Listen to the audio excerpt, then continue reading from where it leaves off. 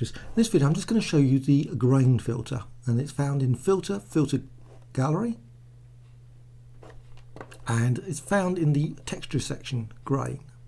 Okay, once you've actually got this grain filter, there's a number of selection of settings: intensity and contrast. Obviously you can lower the contrast. I'm going to go for a fairly high contrast. There's also a number of grain types. Now the last one doesn't seem to actually do much when you've actually got nothing there, so it's not much use at this point. That one obviously uses the foreground colour. Now there's a nice grain, so you can just at that point, I'm actually just going to now add a new effect layer, and this is one feature that's really quite nice. Just can add additional. So if you want to actually stronger grain, or actually make it top grain, so I'll now go to say clumped. And you can, of course, by combining these multiple layers of effect layers, and I'm just going to add another one, you can create all kinds of different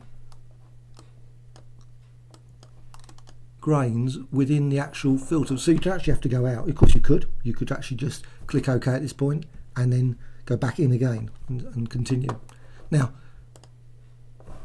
just going to go now for another one.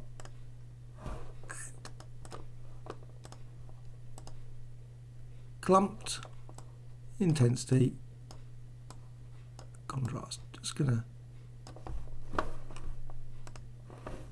Okay, at this point I'm actually going to stop doing any more with the grain. So I've got quite a nice grain, nice colourful grain there.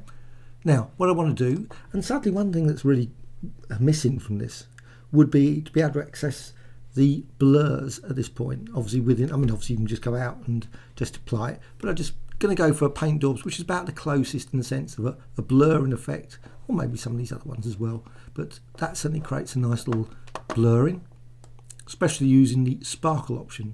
So you can still see the sort of randomization there, the grain.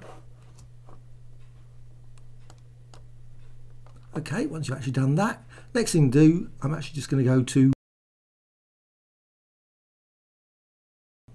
I've just done the one thing I didn't want to do. Just go back to paint daubs. I have to remember to actually quickly click new effect layer, otherwise it just overwrites the other one.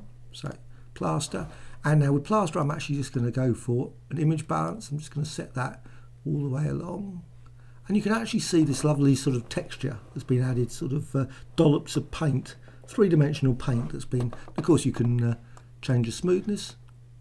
Of course it virtually wipes it out if you go too far, but it's as if you've sort of got like raindrops, whatever, on a surface, and you can modify that as much still as you want. I'm just going to go for there.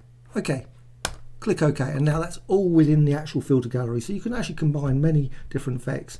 It's quite an easy way of creating a texture. Now once you've actually got this design, I'm actually just going to go now to the edit, define pattern. So I want to define it as a pattern, and now I'm going to go to another document.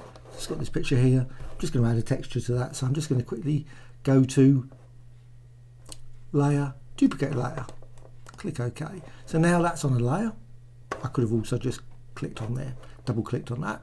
Right, next thing to do, layer, layer style, and bevel and emboss. I don't actually want the bevel and emboss, but what I do want is texture, and there you have texture. I'm just going to select the one I've just created. Obviously I want it to be about 100 the same thing, otherwise you'll see a